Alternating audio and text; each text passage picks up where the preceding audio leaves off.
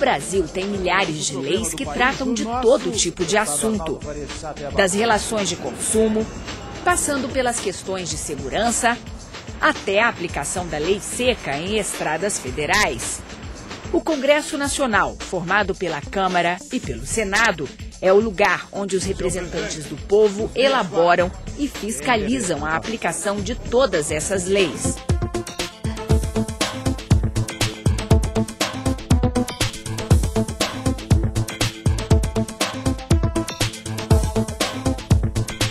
Para se criar ou modificar uma lei, é preciso um projeto que pode ser proposto por um deputado ou senador, por comissões da Câmara ou do Senado e pelo presidente da República. Também é possível a apresentação de projeto de lei pelo Poder Judiciário, pelo Procurador-Geral da República e por iniciativa popular. A aprovação de um projeto depende da mobilização da sociedade, do interesse dos parlamentares e dos partidos e da articulação do governo. Antes que o projeto de lei chegue ao plenário, ele percorre um longo caminho.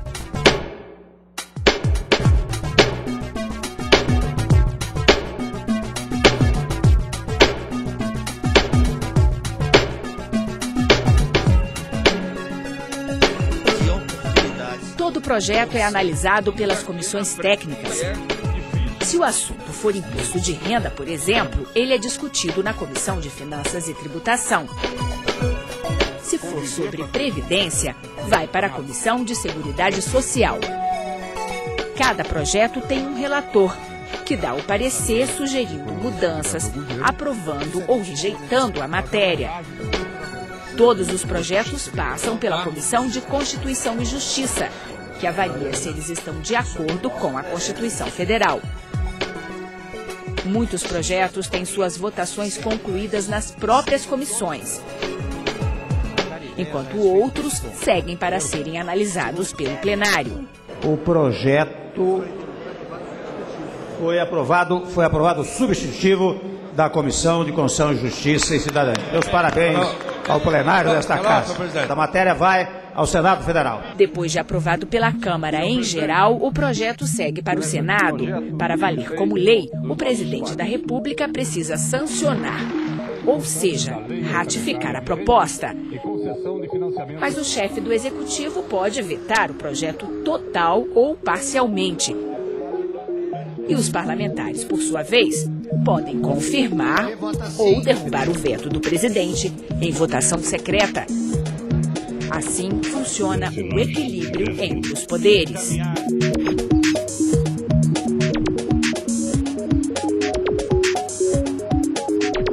A Constituição é também uma lei, a lei maior, que organiza o Estado e define os direitos e deveres do cidadão. A Constituição Federal pode ser alterada através de uma proposta de emenda à Constituição, a PEC. A proposta tem que ser apresentada por, no mínimo, 1/3 dos deputados ou 1/3 dos senadores, pelo presidente da República, ou mais da metade das assembleias legislativas, com apoio da maioria dos deputados estaduais. É também na Constituição que estão definidos os tipos de lei. O projeto de lei ordinária é o mais comum. Daí segue o projeto de lei complementar e o de resolução. Existe também a proposta de emenda à Constituição ou ainda o projeto de decreto legislativo. Em casos de urgência e relevância, o presidente da República pode editar ainda a medida provisória, que entra em vigor imediatamente, mas só vira lei depois de aprovada pelo Congresso Nacional. A medida provisória tem um tempo específico para ser analisada e, caso isso não aconteça, ela tranca a apreciação de projetos de lei no plenário e passa a ser o primeiro item de votação da pauta.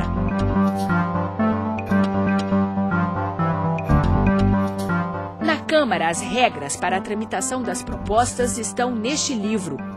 É o regimento interno. Além de mostrar como as propostas são aprovadas ou rejeitadas, o regimento é fundamental, porque estabelece os direitos e limites dos deputados e dos partidos políticos durante uma votação.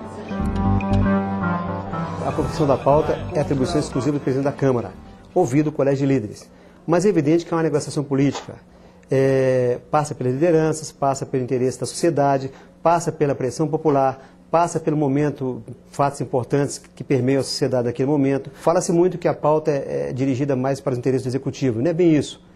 Às vezes, sim, pode ocorrer. Isso é natural no processo democrático, processo legislativo atual. Por quê? Se o governo tem uma ampla maioria, uma eventual maioria, nada mais natural que ele consiga incluir em pauta um projeto de seu interesse. Mas não apenas o interesse do governo, há interesse, como eu repito, da sociedade e dos próprios partidos. A votação dos projetos pode ser simbólica ou nominal. A maioria das votações se dá pelo processo simbólico. Em votação, o projeto de lei de conversão oferecido pelo relator da comissão mista, ressalvado destaques com as alterações feitas na sessão de hoje. Aqueles que forem pela aprovação, permaneçam como se acham. Aprovado. Em geral, neste caso, os parlamentares em grupo aprovam ou rejeitam a proposta em questão. A votação é conduzida pelo presidente da sessão. Há várias maneiras de se acelerar a votação dos projetos. O Poder Executivo pode pedir a urgência na apreciação de um projeto de sua iniciativa, que tem que ser votado em até 45 dias.